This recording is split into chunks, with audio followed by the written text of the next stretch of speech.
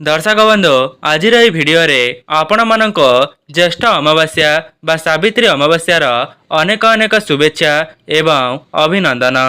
दर्शक बंधु आज भिडियो आमे आपणक 2026 मसीहार पड़ुथिबा सावित्री व्रतर संपूर्ण तथ्य विषय जणाइबा जाउछु।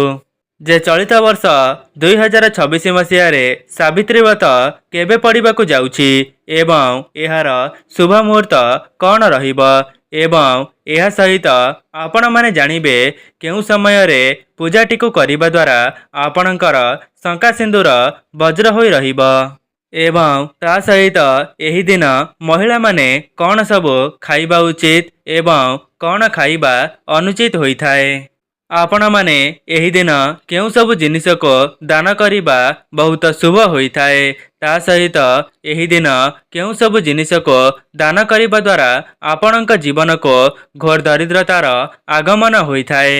एहा सहित आपण माने जानिबे केउ सब महिला माने सावित्री व्रत को रखि पारिबे नाही एवं ता सहित आपण माने जानिबे सावित्री व्रत को केउ सब महिला माने न रखिबा उचित एवं आपण माने सावित्री व्रतरे एमिति केउ कार्य करिबा द्वारा आपणक स्वामींकर आयुष वृद्धि होइथाए। जो माने प्रथम थर पई सावित्री व्रत को करूछंती सेमाने केउ सब कथा प्रति ध्यान देबे एवं आपण माने सावित्री व्रत दिन कौन सब मानिके चलिबा द्वारा आपण माने सुहागिनी होई रही पारिबे। तेबे संपूर्ण विषय रे आपण मानको एही छोटिया वीडियो माध्यम रे आमे आपणको बताइबा पई जाउछो।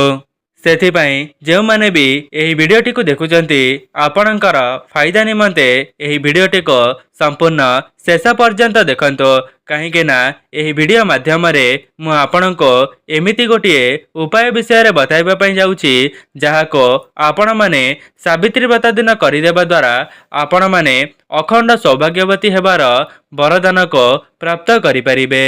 कहीं ना एही वीडियोटी समस्त सुहागिनी महिला एवं सधवा महिला मानक पई बहुत गुरुत्वपूर्ण अटे। जदि आपण मानक निकटरे सावित्री व्रत पूर्वर एही वीडियोटी पहुंची सारिछि तेबे समस्त विवाहित महिला मानको गोटिए शेयर करंतो जहा द्वारा आपण माने मध्य सेमानको एही विषय रे जणाई परिबे। कहीं ना आमर सनातन धर्म रे सावित्री व्रतटी को प्रत्येक सधवा महिला माने सेमानक परिवारर उन्नति एवं स्वामींकर दीर्घायु निमंते करिथांती। जदि आपण माने संपूर्ण निष्ठा एवं भक्तिर सहित लक्ष्मी नारायण एवं शिव पार्वतींकर निष्ठारे पूजा करि देउछंती तेबे आपणकर शंका सिंदूर वज्र होइजिब। दर्शक बंधु यहाको जानिबा पूर्वर आपण माननको अनुरोध जदि वीडियोटी को लाइक करि नांती वीडियोटी को लाइक करी कमेंट बॉक्स रे जय मां लक्ष्मी जय मां सावित्री अवश्य लिखि दियंतो जहा द्वारा आपण मानक जीवन रे माता लक्ष्मींकर आशीर्वाद सदा सर्वदा रहिबो। जदि चैनल टी नुआ अछंती तेबे चैनल टी को निश्चित सब्सक्राइब करि दियंतो। दर्शक बंधु आपण माने जानिछंती आमर सनातन धर्म रे सावित्री व्रतर बहुत अधिक महत्व रही थाए जहाँकि वर्ष को थरे आसी थाए एवं एही दिन प्रत्येक सधवा महिला माने सेमानक स्वामींकर दीर्घायु निमंते एही व्रतटी को रखि थांती जहाँकि प्रत्येक वर्षर ज्येष्ठ मास अमावास्या तिथि रे सावित्री व्रतटी को पालन करि थांती एवं आज वीडियो रे आमे माने जानिबा सावित्री व्रत दिन आपण माने केउ सब कथा प्रति ध्यान देबा उचित ता सहित एही दिन केउ कार्य को करिबा द्वारा आपणक स्वामी धन धान्य रे परिपूर्ण होई जिबे। आज्ञा हाँ दर्शक बंधु आपण माने एही वीडियो माध्यम रे जानिबा पई पाइबे जे शास्त्र अनुसार आपण माने केउ सब कार्य को करिदेबा द्वारा आपणक स्वामी धनवान होई परिबे। दर्शक बंधु आपण माने प्रथमे जानि रखंतु जे सावित्री व्रतटी को केवल गोटिए दिन ही नुहे बरं आपण माने सावित्री व्रतर पूर्व दिन एवं सावित्री व्रतर परदिन संपूर्ण निष्ठारे रहिबा उचित। जेमिति कि सावित्री व्रत पूर्व दिन आपण माने केबे हेले भी पियाज रसुण किंबा आमिष को खाइबे नाही एपरी करिबा द्वारा आपणकर व्रतटी मारा होई जाई पारे, जहाँकि ईश्वरंकर आशीर्वाद आपणक उपरे हुएत न रही पारे।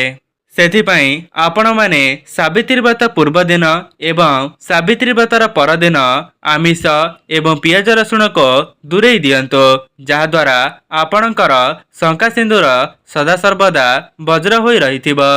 दर्शक बंधु, जदि आपण मानक द्वारा संभव हेउछि तेबे प्रत्येक सधवा महिला माने सावित्री व्रत पूर्व दिन सेमानक हातरे मेहंदी करंतो, जहाद्वारा आपणक उपरे माता लक्ष्मींकर आशीर्वाद सदासर्वदा रहिब।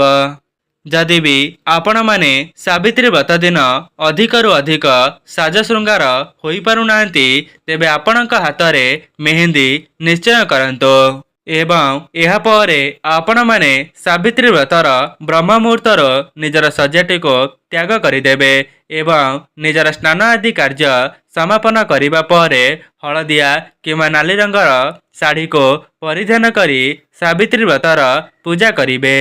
जदि आपणक पाखरे नुआ साड़ी अछि तेबे नुआ साड़ी पिंधि पारिबे, किंतु ध्यान रखिबे जदि आपणक हातरे शंखा पिंधुचंती तेबे नुआ शंखा को ही धारण करिथिबे। एहा सहित आपण माने सावित्री व्रत दिन निज स्वामींकर मध्य पूजा करिबे। आपण माने सावित्री व्रतटी को पूजा करि सारिबा परे निज स्वामींकर पाद को धोई देबे एवं एहा परे निज स्वामींकर भल भावरे पूजा करिबे। एहा परे महिला माने तांका स्वामींका मथारे तिलक लगाइबे, तांका हातरे मौली धागा को बांधी देबे एवं एहा परे तांका आगरे दीप को बुलाई देबे। एपरी करिदेबा द्वारा आपणक स्वामींकर आयुष वृद्धि होई थाए एवं सावित्री व्रत करि सारिबा परे जो प्रसाद को आनिथिले ताहाको आपणक स्वामी को खुआई देबे एवं प्रत्येक सधवा महिला माने एहा परे सेमानक स्वामींक ठारो आशीर्वाद को ग्रहण करिबे। एहाको करिदेबा परे आपण माने कौनसी फलमूल हेउ किंबा शरबत हेउ पान करि परिबे एवं ध्यान रखिबे सूर्यास्त पूर्वर आपण माने खाद्य खाइबा पई। दर्शक बंधु, संध्या समय परे कौनसी भी विवाहित महिला माने खाद्य को ग्रहण करंतु नाही। एपरी करिबा द्वारा आपणक स्वामींक उपरे कौनसी विपद माड़ी आसी पारे। जो माने प्रथम थर पई सावित्री व्रत को पालन करने को चाहूचंती तेबे एही दिन ठारो आपण माने सावित्री व्रतटी करि परिबे। दर्शक बंधु, आपण माने हुएत पूर्वर सावित्री व्रत को करि आसुथिबे। एबे आसंतु जानिबा सावित्री व्रतरे केउ सब जिनिस अत्यंत आवश्यक होई थाए। तेबे प्रथम जिनिसटी हैला देवी सावित्री एवं सत्यवानकर मूर्ति, ता सहित फल मूल बरगछर फल एवं साज श्रृंगार द्रव्य धूपकाठी दीप नैवेद्य को आपण माने एका साथी रखी पूजा करि परिबे। आमर शास्त्र रे मान्यता अछि ज्येष्ठ मासर अमावास्या तिथि रे माता सावित्री बरगछ मूलरे तांका स्वामींकर जीवन को पुनरुद्धार करथिले एवं तांका स्वामी को नूतन जीवनदान देइथिले। आमर वास्तुशास्त्र रे जेमिति श्री विष्णुंकर स्वरूप को ओस्त गछरे माना जाई थाए, सेहीपरि बटवृक्ष को महादेवंक सहित माना जाई थाए। दर्शक बंधु, एबे आसंतु जानिबा सावित्री व्रत दिन एमिति केउ सब भूल को करिबा उचित नुहे, जहा द्वारा आपणक स्वामी को उपरे घोर विपद माड़ी आसी थाए। एवं ता सहित आपण माने जानिबे सावित्री व्रतरे माता सावित्री को केउ तीनोटी जिनिस को अर्पण करिबा उचित होई न थाए किंबा सेही तीनोटी जिनिस को आपणक पूजारे मध्य शामिल करिबे नाही। आज्ञा हाँ दर्शक बंधु, जदि आपण माने अजाणतारे एही तीनोटी जिनिस को आपणक पूजारे लगाई देउचंती तेबे आपणकर पूजाटी संपूर्ण भावरे नष्ट होई जाई थाए। तेबे आसंतो जानि रखिबा जे सावित्री व्रत दिन महिला माने केउ सब भूल को भूल रे मध्य करिबे नाही। आपण माने जेउ भी सधवा महिला माने अछंती सावित्री व्रत दिन कौनसी भी कला किंबा धला रंगर वस्त्र को केबे हेले भी परिधान करिबे नाही, काहेकि ना कला रंग अशुभर प्रतीक होई थाए एवं धला रंग विधवार प्रतीक होई थाए। ସେଥିପାଇଁ ଯେଉଁମାନେ ବି ଏହି ଭିଡ଼ିଓଟିକୁ ଦେଖୁଛନ୍ତି ଆପଣମାନେ ସାବିତ୍ରୀ ବ୍ରତ ଦିନ କଳା ରଙ୍ଗର କିମ୍ବା ଧଳା ରଙ୍ଗର ବସ୍ତ୍ରକୁ କେବେ ହେଲେ ବି ପିନ୍ଧିବେ ନାହିଁ। ସେଥିପାଇଁ ଆପଣମାନେ ସାବିତ୍ରୀ ବ୍ରତ କରିବା ସମୟରେ ଲାଲ ରଙ୍ଗର ବସ୍ତ୍ରକୁ ପରିଧାନ କରି ଏହି ପୂଜାଟିକୁ ସମ୍ପୂର୍ଣ୍ଣ କରିପାରିବେ।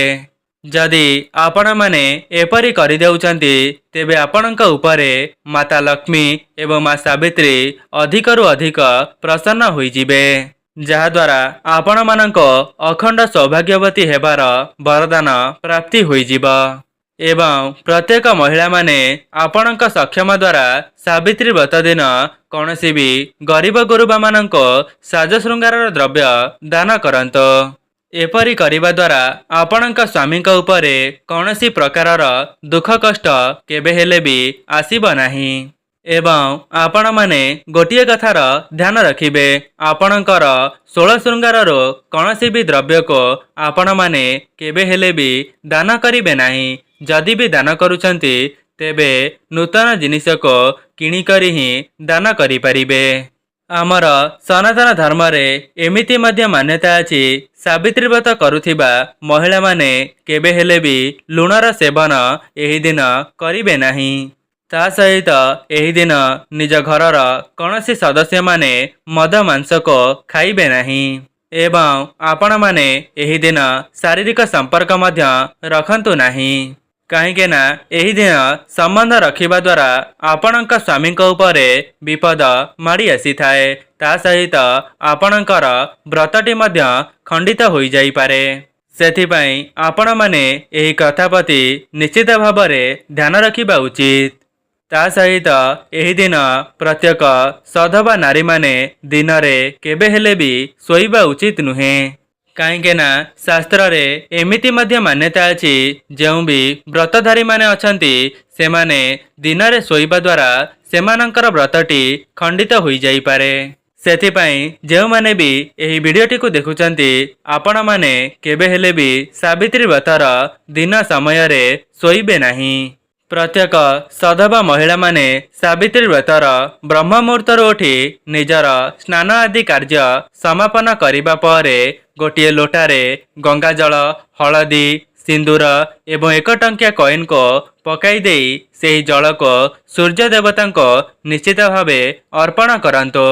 ଏହାକୁ କରିଦେବା ଦ୍ୱାରା ଆପଣଙ୍କ ଉପରେ ସ୍ୱୟଂ ସୂର୍ଯ୍ୟ ଦେବତାଙ୍କର ଆଶୀର୍ବାଦ ରହିଯିବ, ଯାହାଦ୍ୱାରା ଆପଣଙ୍କର ଶଙ୍କା ସିନ୍ଦୁର ବଜ୍ର ହୋଇଯିବ। ଦର୍ଶକ ବନ୍ଧୁ, ଆଜିକାଲିର ସମୟରେ ନବବିବାହିତା ମହିଳାମାନେ ଗୋଟିଏ ଭୁଲକୁ ବାରମ୍ବାର କରିଥାନ୍ତି, ଯାହାକି ସେମାନେ ତାଙ୍କ ମଥାରେ ଅଳପ ସିନ୍ଦୁର ଲଗାଇଥାନ୍ତି। ଏବଂ ଆମର ଶାସ୍ତ୍ର ଅନୁସାରେ ମଥାରେ ସିନ୍ଦୁର ଲଗାଇବା ଦ୍ୱାରା ସ୍ୱାମୀଙ୍କର ଆୟୁଷ ବୃଦ୍ଧି ହୋଇଥାଏ। ସେଥିପାଇଁ ଯେତେ ପାରିବେ ଆପଣଙ୍କ ମଥାରେ ଲମ୍ବା ସିନ୍ଦୁର ଲଗାଇବା ପାଇଁ ଚେଷ୍ଟା କରନ୍ତୁ। ବିଶେଷ କରି ସାବିତ୍ରୀ ବ୍ରତ ଦିନ ଏହି କଥାର ଧ୍ୟାନ ରଖିବେ, କାହିଁକି ନା ଶାସ୍ତ୍ରରେ ଏମିତି ମଧ୍ୟ ମାନ୍ୟତା ଅଛି, ଯେଉଁ ସ୍ତ୍ରୀଙ୍କର ମଥାରେ ଅଧିକରୁ ଅଧିକ ସିନ୍ଦୁର ଲାଗିଥାଏ ତାଙ୍କ ସ୍ୱାମୀ ଦୀର୍ଘାୟୁ ହେବା ସହିତ ଧନବାନ ମଧ୍ୟ ହୋଇଥାନ୍ତି। ଆଜ୍ଞା ହଁ ଦର୍ଶକ ବନ୍ଧୁ, ଯଦି ଆପଣମାନେ ଏହି କଥାକୁ ପୂର୍ବରୁ ଜାଣିନଥିଲେ ତେବେ ଚଳିତ ବର୍ଷ ସାବିତ୍ରୀ ବ୍ରତରେ ଏହି କଥା ପ୍ରତି ଧ୍ୟାନ ରଖିବେ। ଦେଖିବେ 1 ମାସ ମଧ୍ୟରେ ଆପଣଙ୍କର ଧନଜନିତ ସମସ୍ୟା ଦୂର ହେବା ସହିତ ଆପଣଙ୍କ ନିକଟକୁ ଧନ ଆସିବାର ମାର୍ଗ ଖୋଲିଯିବ। ଦର୍ଶକ ବନ୍ଧୁ, ଏବେ ଆସନ୍ତୁ ଜାଣିବା ସାବିତ୍ରୀ ପୂଜା ଦିନ ଆପଣମାନେ ଏହି 3ଟି ଜିନିଷକୁ କେବେ ହେଲେ ବି ମାତା ଲକ୍ଷ୍ମୀ ଏବଂ ସାବିତ୍ରୀଙ୍କ ନିକଟରେ ଚଢ଼ାଇବେ ନାହିଁ। ଏବଂ ସେହି ଜିନିଷ ଗୁଡ଼ିକ ହେଉଛି କୌଣସି ବି ଶଙ୍ଖା ହେଉ, ଫଳମୂଳ ହେଉ, ଏପରିକି ଆପଣମାନେ ଧ୍ୟାନ ରଖିବା ଉଚିତ ଯେ କୌଣସି ଜିନିଷ ଯେପରି ଭଙ୍ଗା ହୋଇନଥିବ। ଆପଣମାନେ ସବୁବେଳେ ସାବିତ୍ରୀ ପୂଜାରେ ଗୋଟା ଜିନିଷକୁ ହିଁ ପୂଜା କରନ୍ତୁ।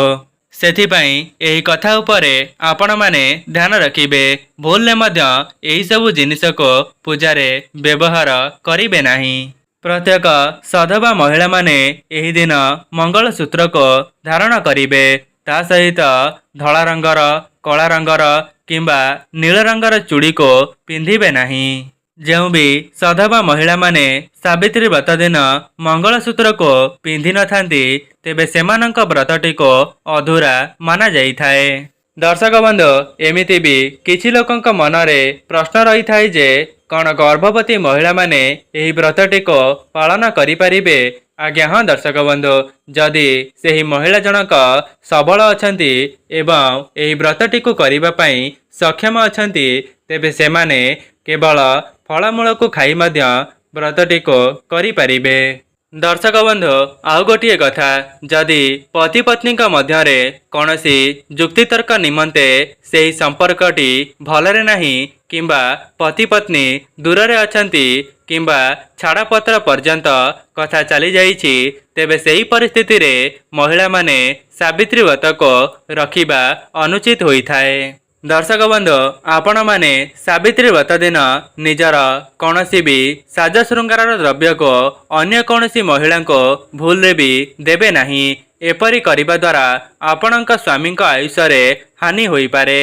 ତେବେ ଦର୍ଶକ ବନ୍ଧୁ, ଏହା ଥିଲା ସାବିତ୍ରୀ ବ୍ରତର କିଛିଟା ନିୟମ ଯାହାକୁ ଆପଣମାନେ ମାନିକି ଚଳିବା ଦ୍ୱାରା ଆପଣଙ୍କ ସ୍ୱାମୀଙ୍କର ଆୟୁଷ ବୃଦ୍ଧି ହେବା ସହିତ ଆପଣଙ୍କର ଶଙ୍କା ସିନ୍ଦୁର ବଜ୍ର ହୋଇ ରହିଥିବ। ଯଦି ଆପଣମାନଙ୍କୁ ଏହି ଭିଡ଼ିଓଟି ଭଲ ଲାଗିଥାଏ ଭିଡ଼ିଓଟିକୁ ଲାଇକ୍ କରି କମେଣ୍ଟ ବକ୍ସରେ ଜୟ ମା ଲକ୍ଷ୍ମୀ ଜୟ ମା ସାବିତ୍ରୀ ଅବଶ୍ୟ ଲେଖିଦିଅନ୍ତୁ। ଚ୍ୟାନେଲଟିରେ ନୂଆ ଥିଲେ ଚ୍ୟାନେଲଟିକୁ ସବସ୍କ୍ରାଇବ୍ କରିଦିଅନ୍ତୁ।